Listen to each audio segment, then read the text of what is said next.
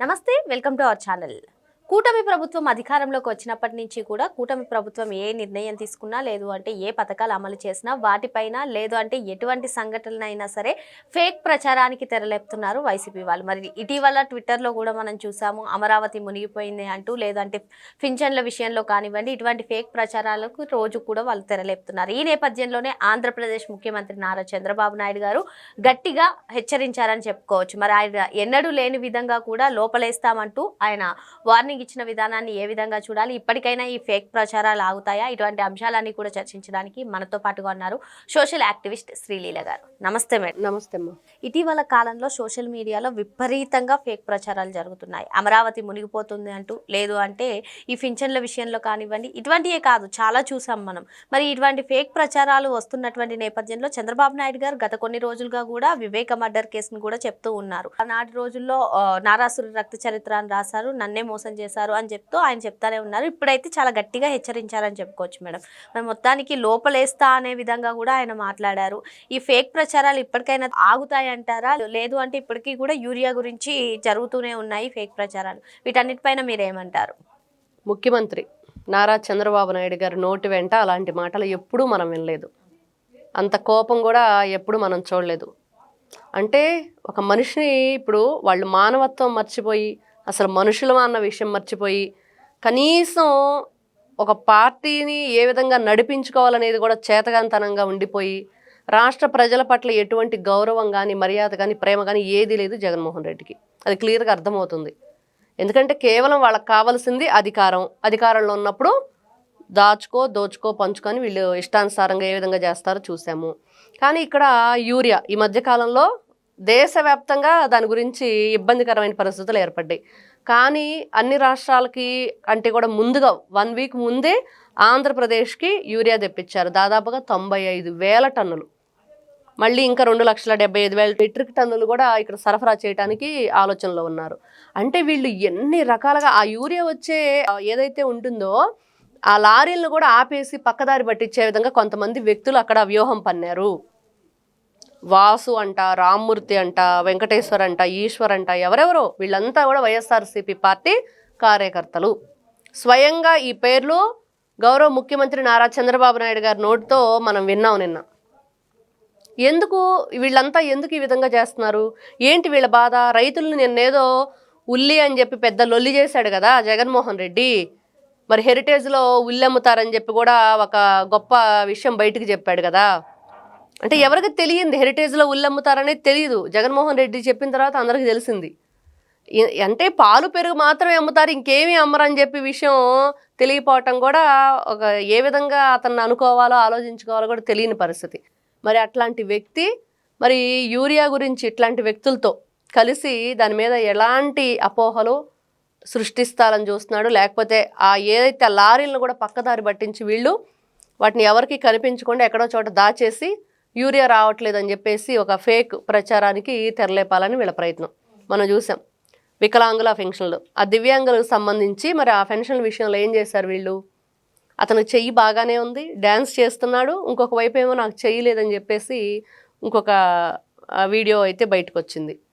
ఇలా ఎన్నెన్నో నారాసుర రక్త చరిత్ర దగ్గర నుంచి ఈరోజు యూరియా వరకు వీళ్ళు చేసే ఇవన్నీ కూడా, ఈ జగన్ నాటకాలన్నీ కూడా ఇక నుంచి ఏదైనా సరే పిచ్చి పిచ్చి వేషాలు వేస్తే లోపల వేస్తే కనుక బయటికి కూడా రారు, మిమ్మల్ని కాపాడటానికి మీ నాయకులకు కూడా ఎటువంటి అవకాశం ఉండదు అని చెప్పి గట్టిగా చెప్పారు. అంటే వీళ్ళ పని ఏంటి అసలు? ఇతను ఏం చెప్తాడు? నేను రైతుల దగ్గరికి వెళ్ళి, రైతులు నా ప్రాణం, రైతులు పీకల్లోతు కష్టాల్లో ఉండిపోయారు, వాళ్ళందరినీ కూడా నేను పైకి లాగాలనుకుంటున్నాను అంటున్నాడు. ఏంటి? యూరియా లారీల్ని వీళ్ళు దొంగతనంగా పక్కదారి పట్టించేసి రైతుల్ని, పీకల్లోతున్న కష్టాల్లో ఉన్న రైతుల్ని ఈయన బయటకు లాగుతాడు. అక్కడేమో ఒక నాటకం. అంటే అపరిచితుడు మూవీ చూడనక్కర్లేదు ఇంకా ఎవరు కూడా. అసలు ఆ క్యారెక్టర్ జగన్మోహన్ రెడ్డికి క్లియర్గా సూట్ అవుతుంది. అంటే ఇప్పుడు ఈ ఫేక్ ప్రచారాలు చేసి ప్రజల్ని ఇబ్బంది పెట్టి కూటమి ప్రభుత్వం ఏమీ చేయట్లేదు అనే భావన ప్రజల్లోకి తీసుకెళ్లాలనే వీళ్ళ ఉద్దేశం అంటారా, ఏమంటారు? అంతే. వీళ్ళ బాధ అంతా ఏంటంటే అభివృద్ధి జరగకూడదు, ప్రజలకు మంచి జరిగినట్లుగా ఎవరికి కూడా తెలియకూడదు, ఏది చేసినా కూడా దానిలో లేని దాన్ని జరుగుతున్నట్లుగా చూపించాలి. ఫస్ట్ అయితే గతంలో వాళ్ళు తిరుపతిలో ఒక మీటింగ్ పెట్టుకున్నారు, భూమన కరుణాకర్ రెడ్డి ఇంట్లో ప్లస్ ఒక హోటల్లో. ఎందుకు పెట్టుకున్నారు ఏంటి అని అంటే, ఎవరు సాక్షి ఛానల్ ఎడిటర్స్, అక్కడ దాంట్లో ఉండేవాళ్ళు కొంతమంది రిపోర్టర్సు, దానికి మెయిన్ ఎవరున్నారో వాళ్ళందరూ కూడా వాళ్ళు మాట్లాడుకున్న విషయాలు ఆ రోజున బయటకు వచ్చినవి ఈ రోజు కూడా అవే వాళ్ళు పాటిస్తున్నారు అన్నదానికి నిన్న నారా చంద్రబాబు నాయుడు గారు మాట్లాడిన మాటలకి క్లియర్గా అర్థమవుతుంది వీళ్ళు ఎప్పటి నుంచి ఏ ప్లాన్లో ఉన్నారు. ఆ రోజు ఏంటి, ఈరోజు రాష్ట్రంలో మంచి జరుగుతుందని అందరికీ తెలుసు, ప్రజలు లబ్ధి పొందుతున్నారని తెలుసు, సంక్షేమ పథకాలన్నీ చక్కగా అందుతున్నాయి అని తెలుసు. కాకపోతే వాళ్ళని ఏదో ఒక విధంగా పక్కదారి పట్టించాలి, ప్రజల్లో ఒక ఇన్సెక్యూరిటీని మనం తీసుకురావాలి, మీకు మంచి చెయ్యట్లేదు ప్రభుత్వం, కూటమి ప్రభుత్వం అనేది మనం క్రియేట్ చేయాలి, లేని దాన్ని కూడా ఉన్నట్టుగా ఇంత దాన్ని కూడా భూతద్దంలో పెడితే పెద్దగా కనిపిస్తుంది, ఆ విధంగా మన మాటలు ఉండాలి అనేది వాళ్ళు వేసుకున్న ప్లాను. ఈరోజు కూడా అదే అమలు చేస్తున్నారు. యూరియా అంటే యూరియా వచ్చింది, యూరియా మీద మీరు చేసిన ఈ అవినీతి పనులు కూడా బయటకు వచ్చినాయి. ఎటువైపు చూసినా వీళ్ళ పేపరు, వీళ్ళ ఛానళ్ళు, మరి అదేవిధంగా వీళ్ళ కార్యకర్తలు నిన్న చూసాం విఐపి పాసులు అని చెప్పి, ఈయన డబ్బులు ఇచ్చి మందు ఇచ్చి బిర్యానీ పెడితేనే ఈయన పార్టీ ఎవరు రారు ఆ మీటింగులకి. మరి ఈయనకి ఎదురు డబ్బులు ఇచ్చి పాస్ కొనుక్కొని ఎవడొస్తాడు? వచ్చే నలుగురు కూడా బాబు నీకు దండం, నీ పిచ్చికో దండం, నువ్వు చేసే పిచ్చి పనులకు దండం, మేము ఉండం మీ దగ్గర అని చెప్పి వెళ్ళిపోతారు. అది జగన్మోహన్ రెడ్డి గారి పరిస్థితి. ఈ రోజున ప్రతి ఒక్కరికి నీకు చేతనైతే సహాయం చెయ్యి, లేకపోతే సైలెంట్గా ఉండు. నువ్వు మాట్లాడాలనుకుంటే అసెంబ్లీకి రా, నేను చెప్పారు కదా పెద్ద ఆయన, రా బాబు చర్చించుకుందాం, మీ 11 మంది ఎమ్మెల్యేలు కలిసి రండి, దేని గురించి అయినా సరే, రాష్ట్రంలో దేని గురించి అయినా సరే. ఈ రోజున పోలవరం అంటావా, పట్టుసీమ అంటావా, అమరావతి అంటావా, లేకపోతే వాటర్ ప్రాజెక్టులు ఏవైతే ఉన్నాయో మనకి ఇక్కడ హంద్రీ జలాల దగ్గర నుంచి కృష్ణా జలాలు పులివెందుల నుంచి కుప్పం వరకు ఏ విధంగా వెళ్ళినాయో అన్నీ కూడా ఎక్కడ దేని విషయం మాట్లాడాలన్నా కూడా మాట్లాడదాం. ఏ రైతుకి ఇబ్బంది కలుగుతుంది, ఉల్లి రైతు గురించి మాట్లాడతావా, పొగాకు రైతు ఈ నెలాఖరు వరకు కూడా కొనుగోళ్ళు ఉన్నాయి, ఇంకా పొగాకు, అది క్లియర్గా చెప్పారు. మరి ఉల్లి రైతులకి అవి కూడా మరి వాళ్ళ దగ్గర నుంచి దాదాపుగా 1200 రూపాయల వరకు కొనుగోలు చేసి ఇప్పుడు మళ్ళీ రేషన్ షాపుల్లో కూడా వాటిని తక్కువ ధరకి ప్రజలకు అందే విధంగా ప్లాన్ చేస్తున్నారు. మరి ఏ రైతుకైనా ఇప్పుడు అక్కడ కాఫీ తోటలకి రకరకాల తెగుళ్ళు వచ్చేసి దాన్ని తొలగించిన వాటికి ఎకరాకి 50,000 రూపాయలు నష్టపరిహారం ఇస్తున్నారు. అంటే దీని గురించి కూడా రేపు వీళ్ళు మళ్ళీ ప్రచారం చేస్తారు ఖచ్చితంగా. వీళ్ళందరి నోర్లు మూతపడాలంటే మీరు నిజంగా మాట్లాడతారు ప్రజల పక్షాన, మేము ప్రజల వైపు మాట్లాడతాము, వైఎస్ఆర్సీపీ పార్టీ చాలా మంచి పార్టీ, మేము ప్రజల గొంతుగా వినిపిస్తాము అంటే నిన్న నారా చంద్రబాబు నాయుడు గారు ఏదైతే సవాలు విసిరారో తీసుకోవాలి వాళ్ళు. లేదు మాకు ఆ ధైర్యం లేదు, మేము చాలా భయపడుతున్నాము, వట్టి ఇవన్నీ కూడా మేకపోతు గాంభీర్యమేమో ఊరికి ఇట్లా మాట్లాడుతూ ఉంటాము మా పార్టీ పేరు నిలబెట్టుకోవటం కోసం అని చెప్పి అంటారో వాళ్ళు రారు. ఇదే వాళ్ళు రారు అంటే వాళ్ళు ఓడిపోయినట్లే. ఇలాగా ఈ మాటల్లో కూడా మేమంతా కూడా ప్రజల ముందు నాటకాలు వేస్తాము, నాటకాలు వేసుకొని బ్రతుకుతాము, నాటకాలు వేసుకొని అబద్ధాలు చెప్పుకుంటూ హత్యలు చేసుకుంటూ కుట్రలు చేస్తూ నేను చూసాం.